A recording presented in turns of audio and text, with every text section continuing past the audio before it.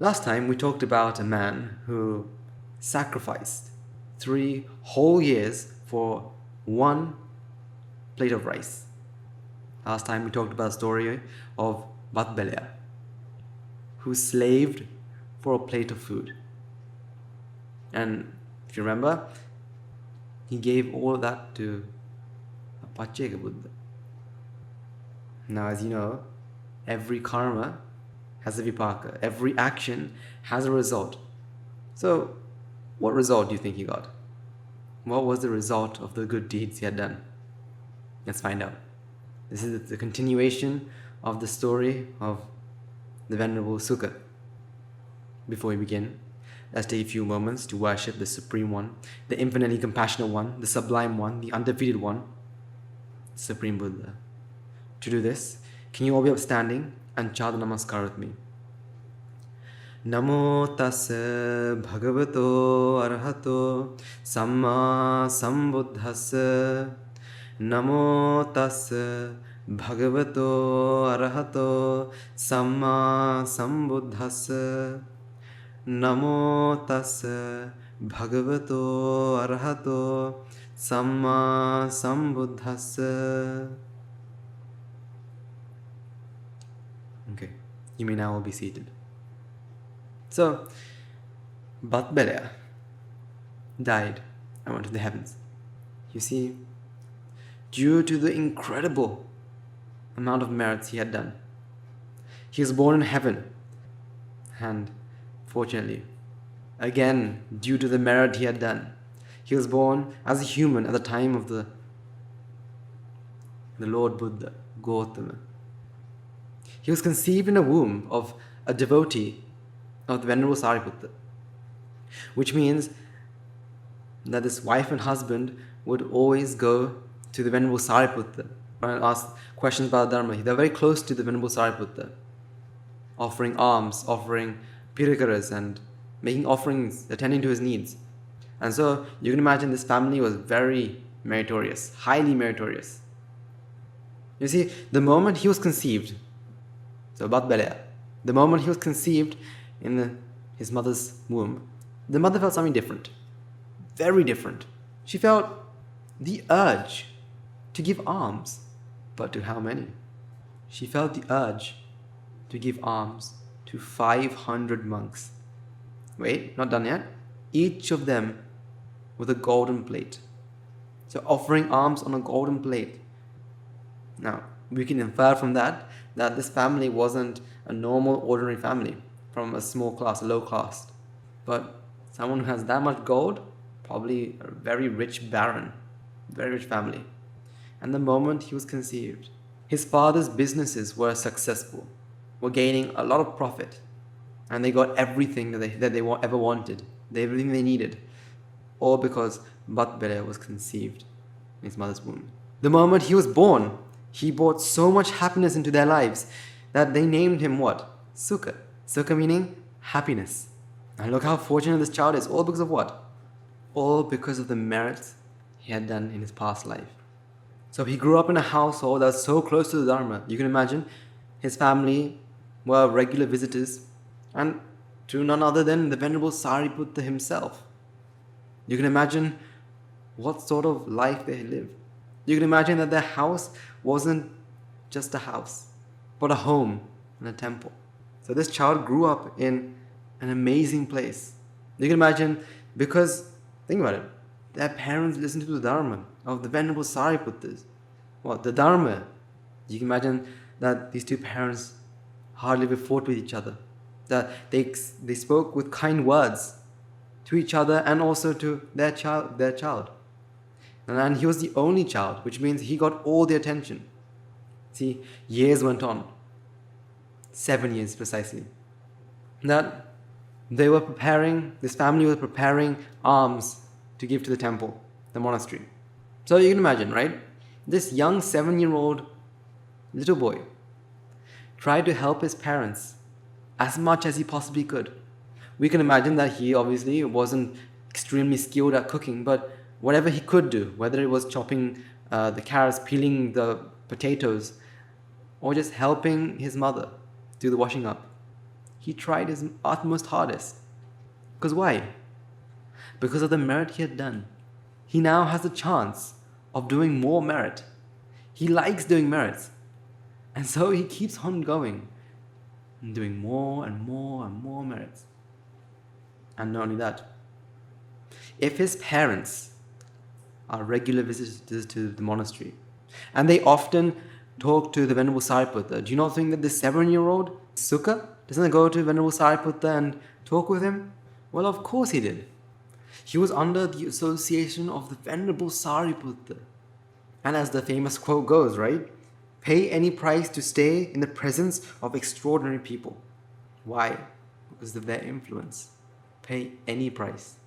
It looks like Suka did that. He paid the price of 3 years in slavery to be in association of noble people. Was it worth it? We will find out. So one day, after giving alms, this small little boy went up to the Venerable Sariputta. And let's not forget, right? Venerable Sariputta was adored by little children. Not just little children, but everyone, even little children. See, this 7-year-old was more than happy to go to Venerable Sariputta. Now, we all know some people who even grown-ups don't like going and talking to. But Venerable Sariputta, even young, a 7-year-old. We're talking about someone who just started school, or back in those times may not even have gone to school. One day, the Venerable Sariputta asked, "Son, do you want to ordain?" Now, hearing this young boy, Suka, thought about this. Due to the perfections he had been fulfilling, due to the merits he had done, the tremendous amount of merits he had done, he said, "Yes, Venerable Sir, I would love to." And so you can imagine this young boy, this little boy, running up to his mother and father saying, "I want to ordain. Please, can I ordain?" And his mother and father were two of the best people in the world. Why? Because they listen to the Dharma. They understand that what that little boy is doing is correct. And so they agreed as well. They gave their permission, their blessing. Think about it. They're letting their 7-year-old go. To all the mothers and fathers out there, look how special these two parents were. They're able to let that little child go. For what? For him to search for his liberation, for his freedom. They were able to let their child go. And so, they agreed to let him ordain. So we're talking about rich people, right? So they decided to have a massive parade with dancers, musicians, and elephants taking their child to the monastery. And obviously, he ordained with the Venerable Sariputta as his teacher. Now think about how lucky he is to have Venerable Sariputta as his teacher. You see, one day, after a couple of weeks, Venerable Sariputta and now Venerable Suka, Thero, went for alms. And they saw a place where they're building a bridge. Now, obviously, normal 7-year-olds have a lot of questions about the world because they have very curious minds. And so, it was the same with Venerable Suka. He would ask question after question after question, from why is there a bridge to what tree is that? And he asked it to who? Venerable Sariputta. Venerable Sariputta has 0 defilements. And so he answered each of these questions without becoming angry, annoyed, frustrated. And again, we're talking about the Venerable Sariputta, who is the wisest of them all. So his answers weren't just small answers. He gave profound meanings to all the questions he asked. In the end, he even preached a gatha. Udukam hi nayanti nettika, usukara nayanti tejana, dharan nayanti thachaka, attanan damayanti pandita. Which means, farmers channel the water, fletchers straighten the arrows, carpenters work and carve in timber, while the wise tame themselves. Now, why do you think he preached something like that? He preached that because of the questions that the Venerable Suka asked. Now, hearing this young novice monk thought, that means I should be able to tame my mind. And he was lost in thought. And finally, this young novice monk went to the Venerable Sariputta and said, Venerable Sir, please can I go back to my chambers and meditate? You see, even though the Venerable Suka was young, he was extremely wise as well. He was very intelligent. He understood something profound, deep in that. And so he asked permission to go to his chambers to meditate. So the Venerable Sariputta agreed and said, okay, you can go back. I'll bring some alms for you as well. Now think about it. The Venerable Sariputta going for alms for a young novice monk. Now look how humble the Venerable Sariputta was.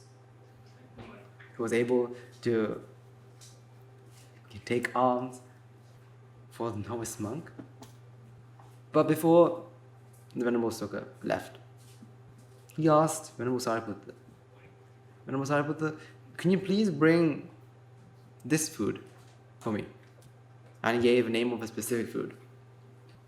Why? Because this was his favorite food. Again, we're talking about a 7-year-old here. The Venerable Sariputta said, okay, but the only problem is I'm going on alms. I can only accept the food that is given. Now, what do you think? How do you think the Venerable Suka answered this question? He said, don't worry, you're going to get that food in the first house you meet. Now, how was he so sure? Because of the merit he had done. He said, if I have the merits, you shall receive it at the first house. And so, Venerable Suka, the novice monk, he went into his chambers and sat down to meditate. The moment he sat down, the King Sakra's throne started to heat up. And so the King Sakra looked down to check why was it heating up and saw Venerable Suka was going to meditate. And so he decided he has to do something. He swept through the forest around the chamber and got rid of every single animal that would make noise. He ordered the 4 kings of the heavens to guard the 4 corners of the chamber and make sure no one was to disturb Venerable Suka. What else? The King Sakra himself stood in front of the door, guarding the chambers, while on the inside, Venerable Suka was practicing his path, meditating. You know, even the sun god had held the sun back, not letting it set, not letting it go past midday. Everything was right. And inside the chamber, Venerable Suka was meditating and meditating and meditating. But the only problem was, Venerable Sariputta was now making his way back to the chamber. And just like Venerable Suka said, the moment he went to the first house, his alms bowl was filled with the food that the Venerable Suka asked for. Think about that, right? Now Venerable Sariputta is now making his way to the chambers. And if you open the door, Venerable Suka's meditation will be broken. And so who comes in to save the day? No other than the Buddha himself. The Buddha saw that the Venerable Suka was meditating, and in a few moments he was to become an arhat. And so he had to stop Venerable Sariputta going into the chamber. So the Buddha confronted Venerable Sariputta, and Venerable Sariputta worshipped the Buddha and started talking to the Buddha and gave a sermon. All because of what? Venerable Suka was meditating, and in a few moments, Venerable Suka, at the age of 7, became an arhat. And so the moment he became an arhat, the Buddha saw this and told Venerable Sariputta that Venerable Suka has now become an arhat. That the Buddha came to stop Sariputta because Venerable Suka was going to become an arhat. So the Venerable Sariputta took the alms bowl to the now arhat, Venerable Suka. and gave the alms bowl.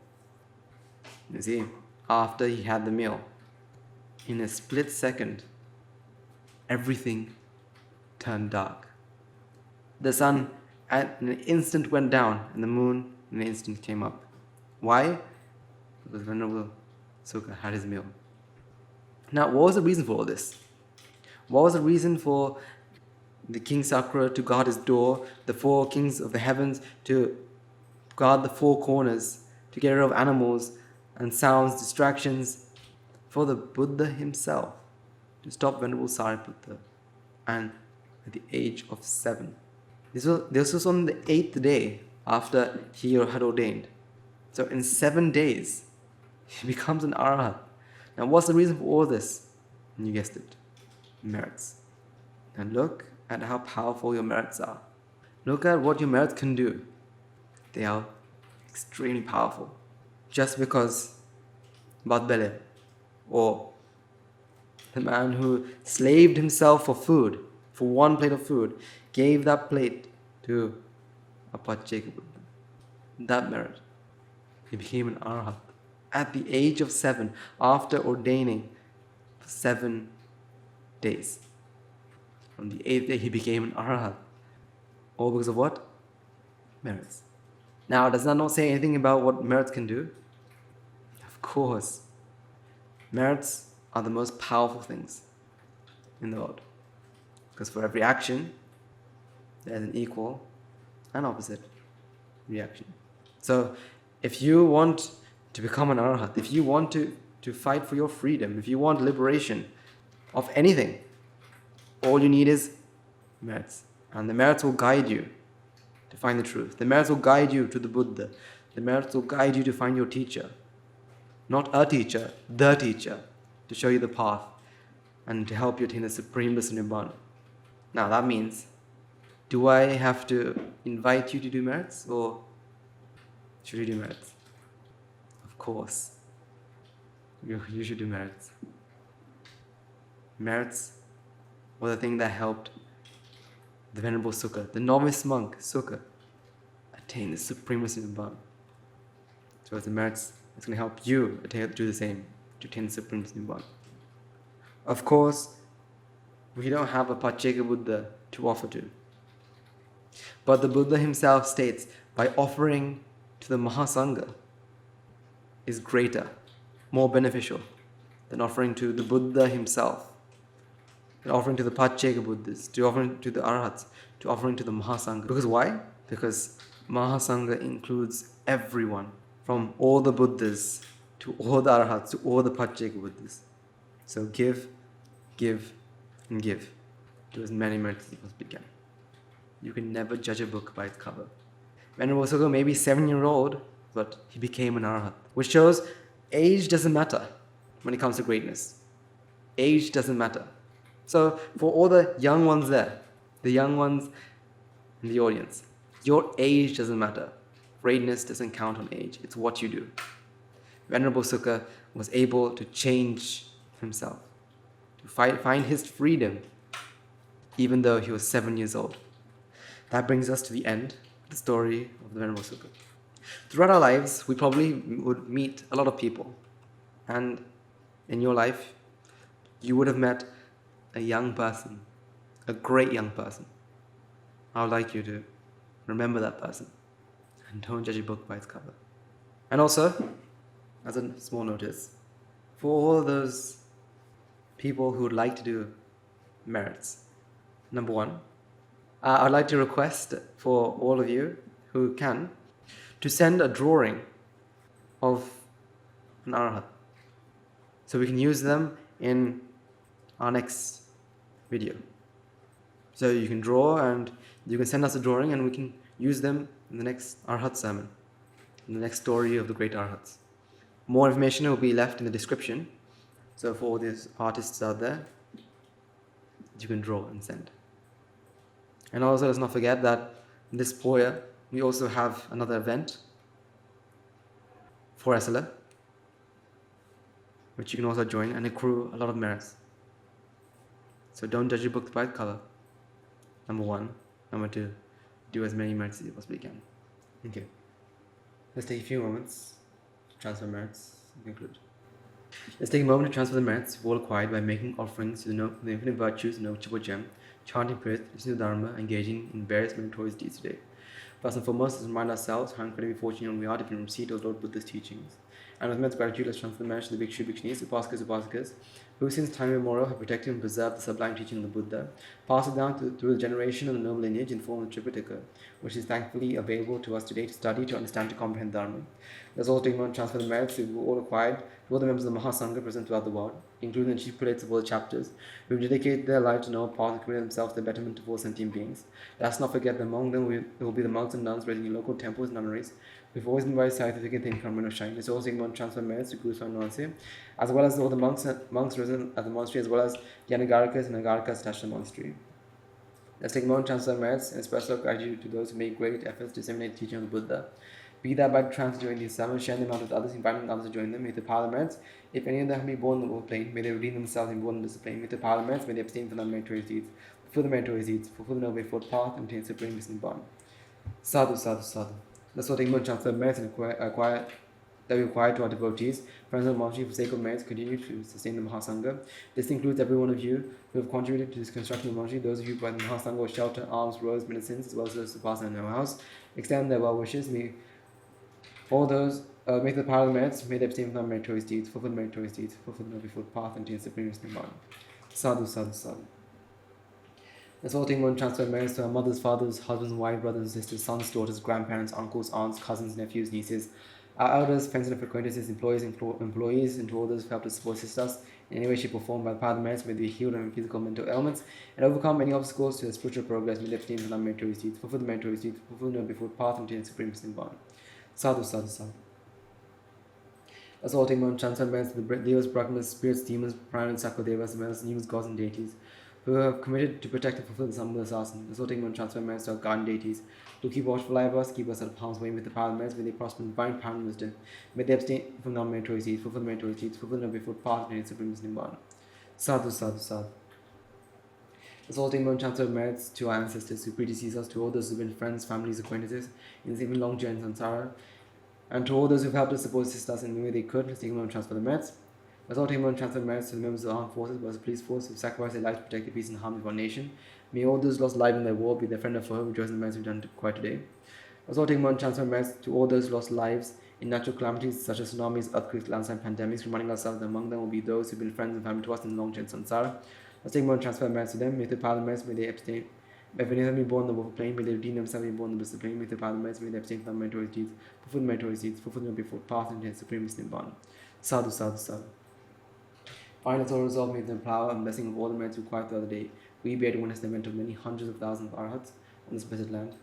And finally, may the power of all the merits required today, you and I and everyone who made this program a success, become our arhat in this life, in the era of the Gautama Supreme Buddha itself.